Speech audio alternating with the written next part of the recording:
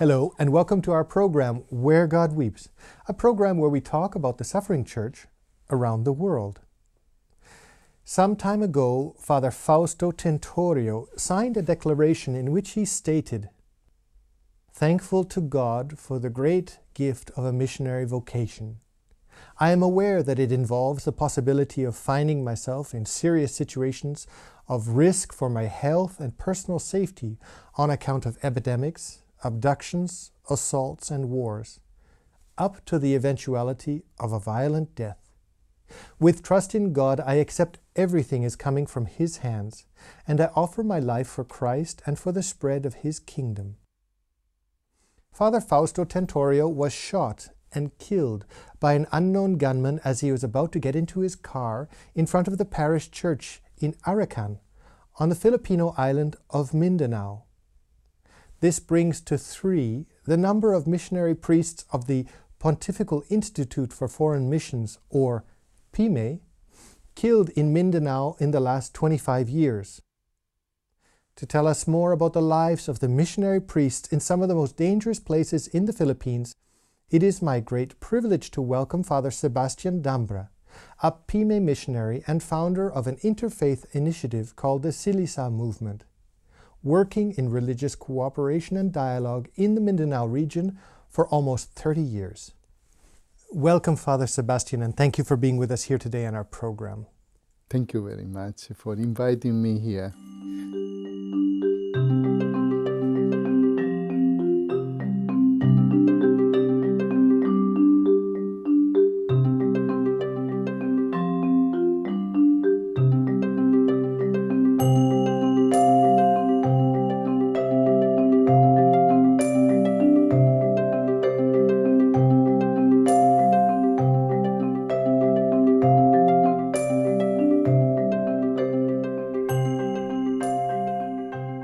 Father Sebastian, Father Fausto was a friend of yours, and he said, and I quote, "Those who are martyred leave a living memory of themselves in the people to whom they have given their life.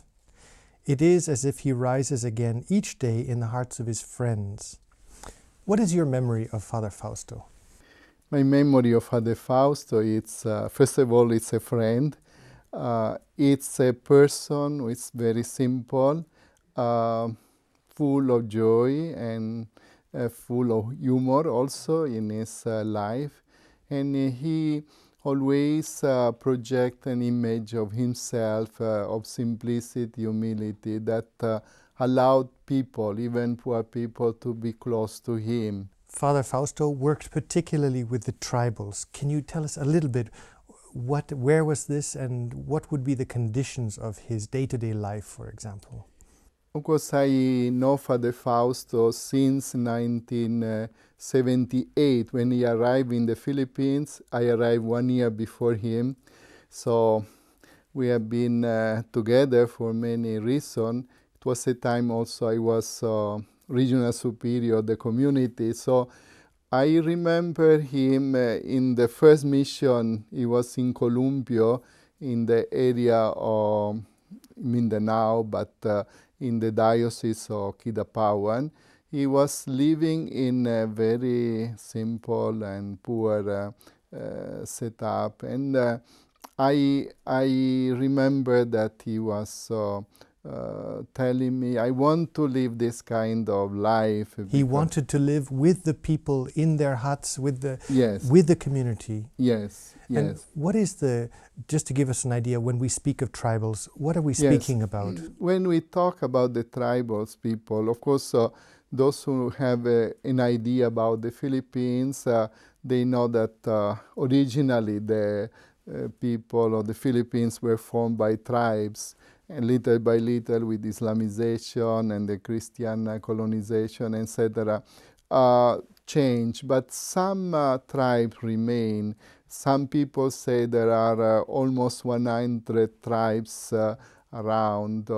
And in Mindanao also there are tribes.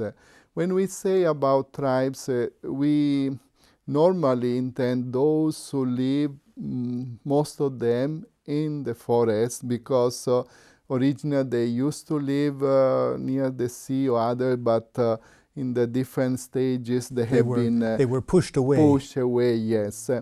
They have their own language, their own culture, their own dignity, and there are many things that really we can learn from them.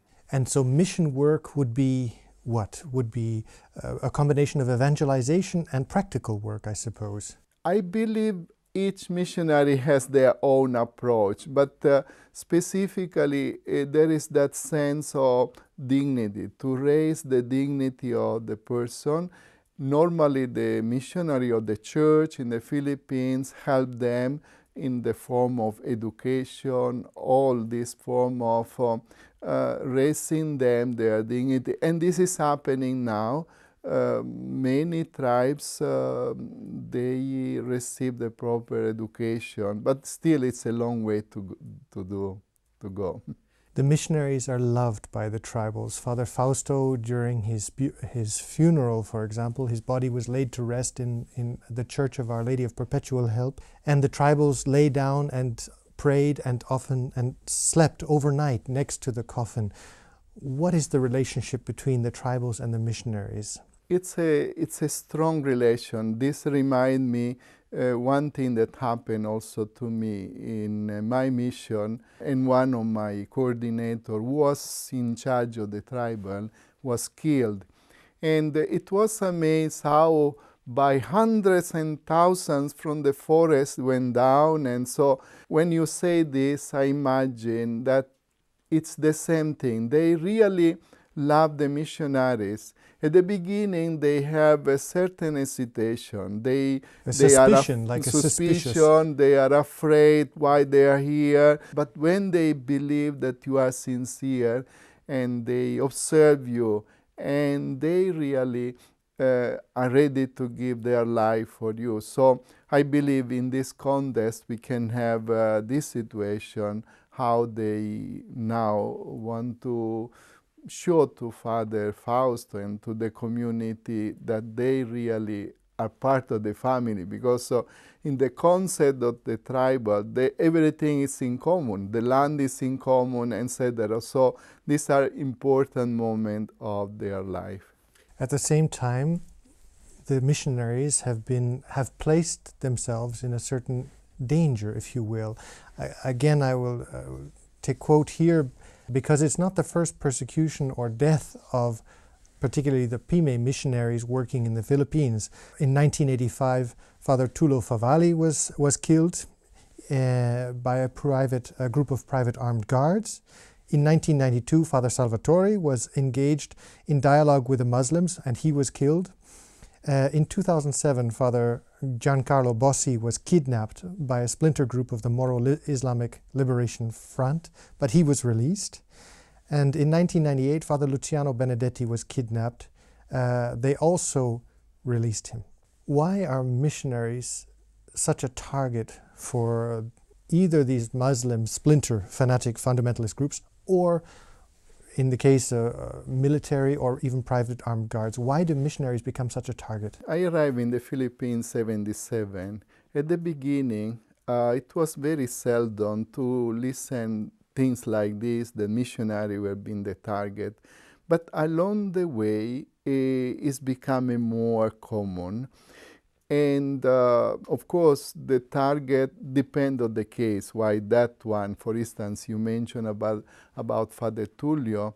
He was killed in the context of his involvement in the Christian community. Father Salvatore was killed in the context of his commitment for dialogue, Muslim-Christian dialogue. And now Father Fausto was killed in the context of the tribal. So there are three expressions even in the experience of PIME. After kidnapping, you mentioned about kidnapping, that are things. Why? One reason, especially when there is a kidnapping, a reason is more money. But normally in case, for instance, in the case it's foreign missionaries like a PIME Father Bossi, Father Luciano, there is always a color of some political interest that they want to have some attention, some group for some reason.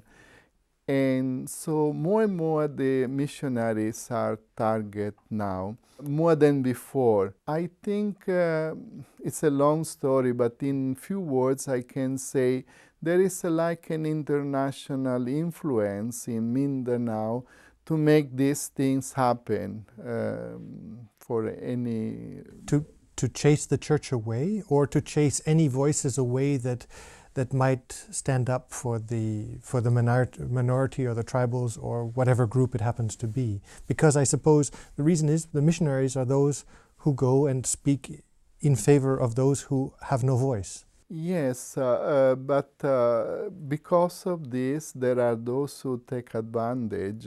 For instance, we know that in a place like the Philippines, there are groups who tend to be quite radical in their approach, in even the religion. There are groups who are a little bit connected with multinational, with mining, with also some other issues that are quite... so economic interests, let's say. Yes. I think it's a mix of religion, culture, economic interest.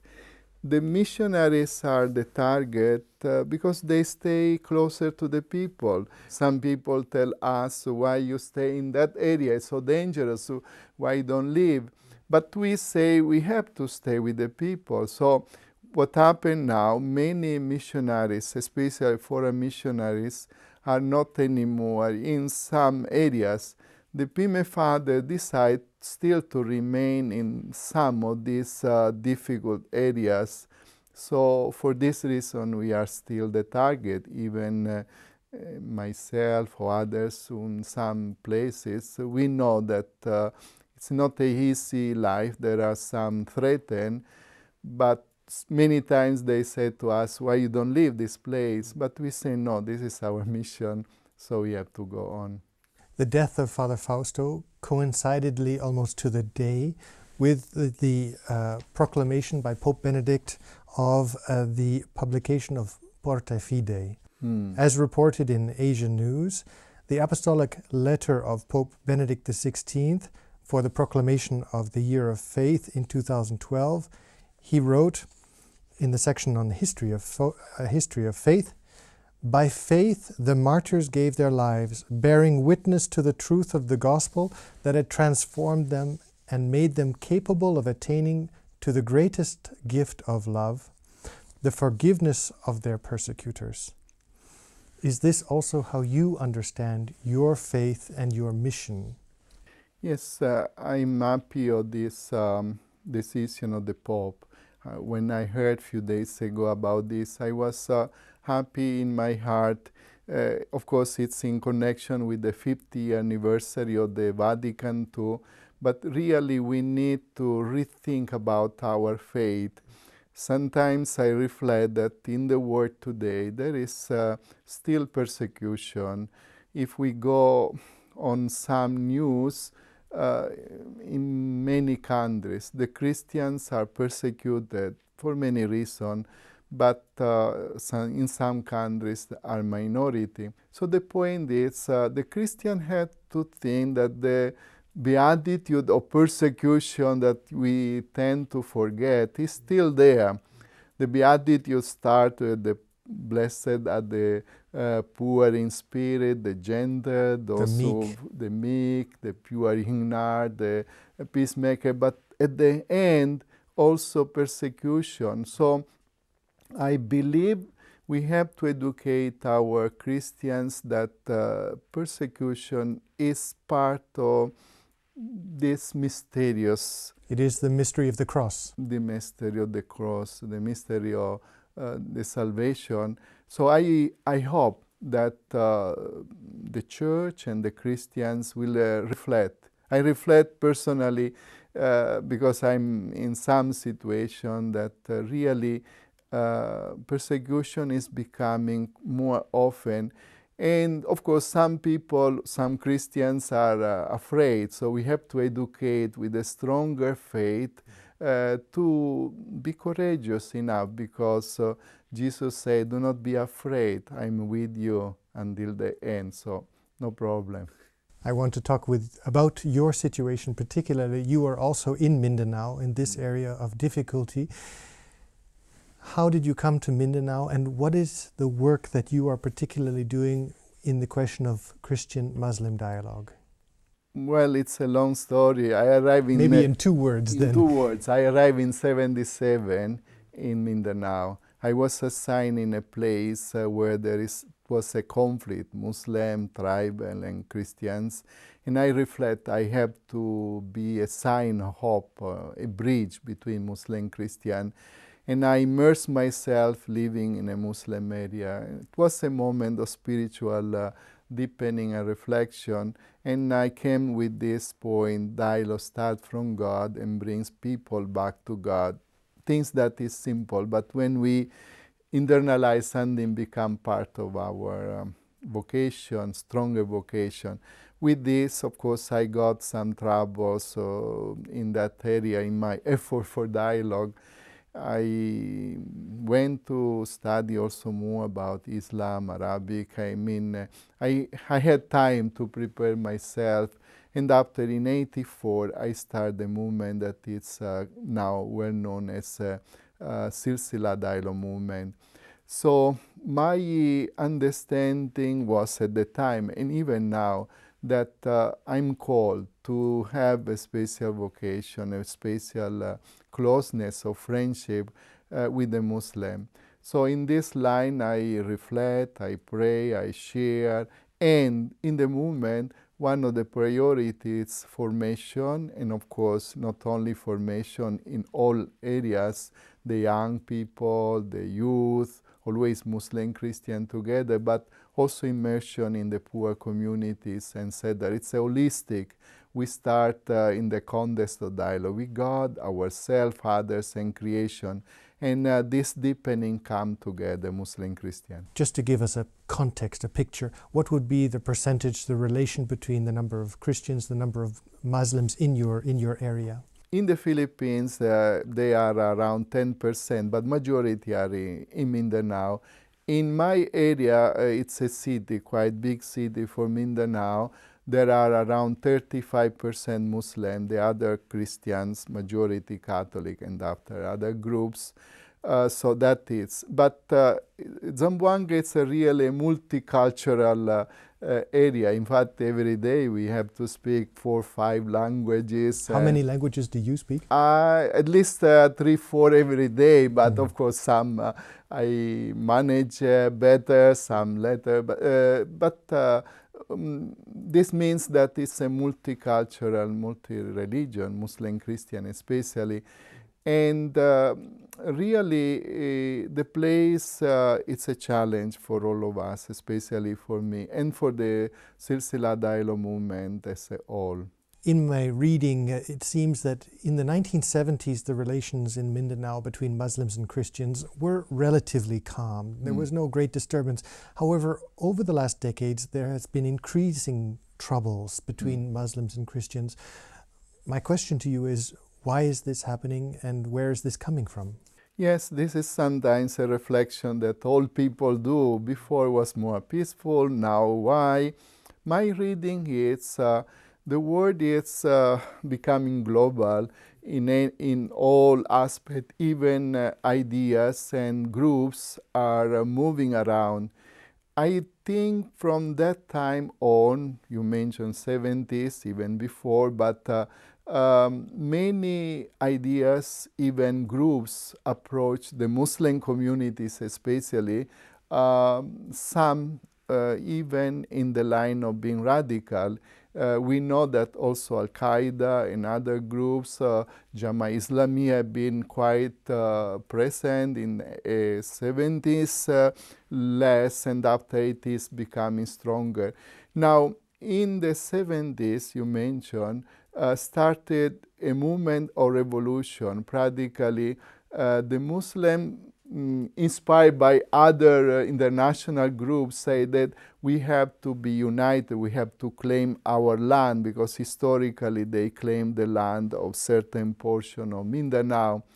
And in the name of jihad, they started, especially officially in 1972, a revolution that was the name Moro National Liberation Front, and after it was a split. Now we have other groups. You have the Abu Sayyaf and other groups now like the this. Abu Sayyaf, it's a new reality that came in the 90s, and now is still there. So, of course, when we talk about the Abu Sayyaf, normally we consider the Abu Sayyaf like a terrorist group. It's quite complicated. Who is behind this many points. Also, I suppose, as you say, because there are so many splintered different groups, it's hard to identify who is with what and with what intent. Yes, but apart of this Abu Sayyaf that has a certain identity as a terrorist group, although many support and many take advantage of them, there are the official groups. For instance, now the government is making a negotiation with a group is called Moro Islamic Liberation Front. But we know even that group is split inside with many other groups. And because of this, sometimes we have time of relatively peace, sometimes war. Recently, probably you know, some bombing in Cotabato area, kidnapping still going on. It's a form of so-called business, and other news that are alarming. A question then in this, because you mentioned the internationalization, globalization, where would some of these international groups be coming from? Are we talking about Wahhabism? Are we talking about where would these be deriving from? Okay, the Wahhabism is quite present in the area. Even I'm very close to the Muslim community and leaders. Even some Muslim leaders, they have a problem because there is a split inside the Muslim community. So because they didn't used to be so strict, and Wahhabism coming from Saudi Arabia, the strain of Islam from Saudi Arabia is very, very strict. Is this what's provoking the split within Islam? That is one. In fact, I know that they also spend a lot of money to spread. There are other groups who are hindering their in the line of Muslim groups, etc. So I expect more problem in that line. Although there is something new that I like to mention. Probably you heard about a letter of 138 Muslim scholars that sent to the Pope, the common word between us and you, and talking about we have to dialogue and basic on the love of God and love of neighbors, etc. This letter we are using a lot to spread and to make the Muslim know this. It has a certain good positive impact in that line, because in spite of the difficulties, they say, these leaders tell us to be in dialogue. So we have all the contradictions. Some are very radical, some are more moderate, some are more open to dialogue. So we try to dialogue with so many as possible. And I think it's important to put a finger on this, because there are many, many moderate Muslims who would like to, who seek to live in peace and to seek the Christians as good neighbors. And I think we often get lost when we hear the bad news, only the bad news about Father Fausto or other situations of killings or kidnappings. We only tend to focus on the bad news. I think it's important, as you say, to remember the good. Yes, just an example. In one gathering, a big gathering of 500 Muslim leaders, during the last Ramadan, one of our ustad close to us. What is an ustad? Ustad is like a religious teacher in Islam, okay. And it was a very good speaker among them. That is also a friend of Silsila. and make a question. Can we dialogue with the Christian? We can support Silsila. And this speaker, Dr. Tarasul, he said, yes, we have to do. This is our obligation. And this Ustad came to me and said, look, I'm very happy because many were not yet convinced. Now they are convinced. So there are step by step where you see the fruits. dialogue moves. So in one situation, another situation. But as I said, there are also contradictions. Meanwhile, we do dialogue. After there is a killing, there is a kidnapping, there is another bad news. Are you not afraid? You live in this very dangerous area and you've given your life, but are you not afraid for your life? No, I'm not afraid, probably because I've been always in many situations. I survive. So it's like I'm already developed that feeling that our days are counted. So when is that day will arrive? Even now, the government and military want to give me escort because it's dangerous there. I refuse. There is another priest there, is living with escort. Just to say, it's not a simple life. In that context, being a foreign missionary, and so most probably we can say in the context take advantage because they think that the foreign missionaries, if they are kidnapped, they can bring money through the government, etc. So of course, I try to be careful, but I'm not afraid. I trust in the Lord, and I survived so many times. I will still survive. He's looked after you so far. Yes. Father Sebastian D'Ambra, thank you for being with us here today on our program. Thank you. Thank you to you. And thank you, ladies and gentlemen, for having been with us today on Where God Weeps. If you would like to help the missionaries like Father Sebastian, offering their lives to the church in dangerous areas like Mindanao, please contact, write, telephone, based on the contact information at the end of this program. And we look forward to seeing you next week. Take care.